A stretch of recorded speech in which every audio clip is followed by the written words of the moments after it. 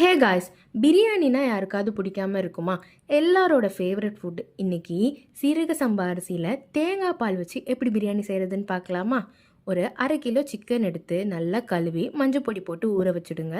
இப்போ ஒரு 4 வெங்காயம் 3 தக்காளியை சின்ன சின்னதாக கட் பண்ணி வச்சுக்கோங்க.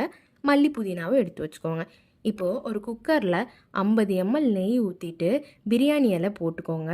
அப்புறம் நம்ம பிரியாணிக்கு எப்போவுமே போடுற ஸ்பைசஸ்ஸு வெங்காயம், 2 பச்சை மிளகா, இஞ்சி பூண்டு பேஸ்ட் போட்டு நல்லா வதக்கிட்டு மல்லி புதினா போட்டு நல்லா வதக்கிட்டு நம்ம வெட்டி வச்சுருக்க தக்காளி போட்டுட்டு வத்தப்பொடி, மஞ்சப்பொடி, மல்லிப்பொடி, கரம் மசாலா, கொஞ்சமாக உப்பு போட்டு அதையும் நல்லா வதக்கிட்டு 2 ஸ்பூன் தயிர் போட்டு அதையும் வதக்கிக்கோங்க.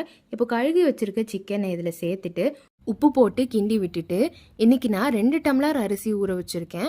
அப்போ நீங்கள் அதுக்கு 3 டம்ளர் தேங்காய் பால் ஊற்றி நல்லா கிண்டி விட்டு அரிசி போட்டுட்டு உப்பு இருக்கான்னு செக் பண்ணி பார்த்துட்டு உப்பு இல்லைன்னா உப்பு போட்டு ஒரு 3 விசில் வைங்க. 2 விசில் ஹை ஃப்ளேமில், 1 விசில் லோ ஃப்ளேமில் வச்சு எடுத்திங்கன்னா சூப்பரான பிரியாணி ரெடி ஆயிடும். கடைசியில் நெய் போட்டு நல்லா கிண்டி எடுத்து சாப்பிட்டு பார்த்தீங்கன்னா சூப்பராக இருக்கும். பிடிச்சிருந்தா லைக் பண்ணி ஒரு ஃபாலோ பண்ணிக்கோங்க. பாய்.